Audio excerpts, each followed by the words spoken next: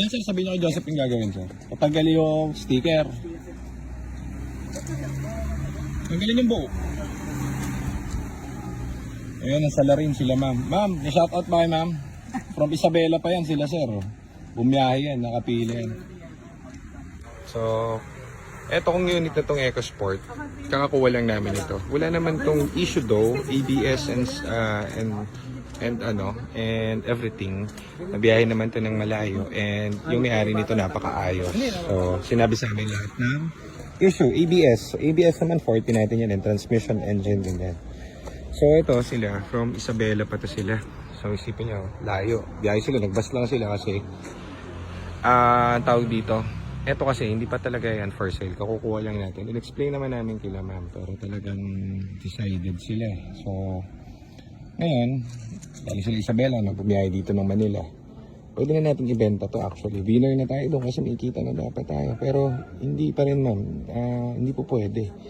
Kasi, kailangan pa namin yung stress test and alamin, gagawin pa namin yung ABS. Ayusin, kumbaga, hihimasin pa namin. So, quick money na sana to, quick flip. Kaso, sabi namin, hindi talaga po pwede. Pili kayo ng ibang unit namin, ibigay namin. Pero ito, hindi. Kaso lang sila ma'am kasi, yan ang talagang gusto niyang kulay doon talaga. Saka yun, no, yung mga kakabit, yan ang prep nila. So, yan ang gusto nila sa unit. Kaya bumiyahe sila. So, yan nga, nagkasundo kami na mamamasyal daw muna sila. Binigyan namin ng deadline, ma'am Tuesday. Sige, gagawa namin paraan Tuesday. Ayusin namin lahat ng dapat ayusin. Kung meron man, kailangan lumabas ang mga problem na to. ABS okay na, so wala tayong chip ng ABS pero gagawa natin paraan para goods ng ABS. Cooling system, titignan natin lahat. Transmission, lahat titignan natin. Ang binibili rito guys, hindi naman yung unit. Ang binibili rito is galing sa amin yung unit. So, as I said, pwede nga yung i-release mabilis. May pera na sana kami, kaso lang ayaw naman natin mapahiya. So, hindi tayo magpapasira sa ganyan. Bibirahin namin itong unit niya bago mag-Tuesday. Pati mga dent daw, papayos namin dahil gusto nila goods na goods ang unit. So, isipin niya, Isabela, pas lang yan. Ngayon, mamamasyal muna sila rito hanggang Tuesday. And mapapaibig na sila rito sa unit for sure. John, tanggalin mo lahat ng sticker na ito tapos detail lang matindi. Pero papa-PDR muna natin to boy. Pagandahin natin yan bago i-release. Yes, syempre. Yes, yo. So, pangatlong client pa natin to sila sir. Kanina may pumunta si sir, no? Si sir, no? Bumili lang kotse, di pa marunong mag-drive. Yung black na, yung blue Fiesta. Oo, tibay na ni sir. No? Yung binibili kasi nila rito.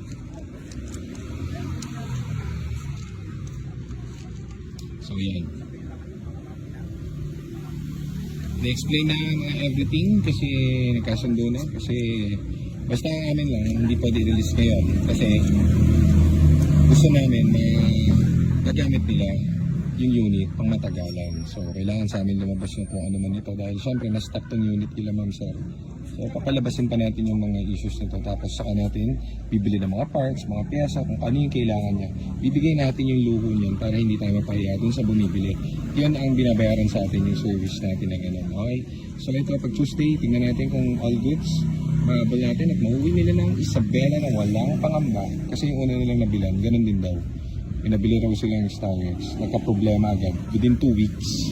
Yun yung in-explain ko na sir. Ayaw namin nang magkakaproblema kayo sa unit kahit isang taon na. So, gagawin natin lahat ng dapat doon sa unit nila. Okay? So, ayan, mamamasyal muna sila at mag-honeymoon dito sa Manila. Yeah boy, GTA cars, yeah boy.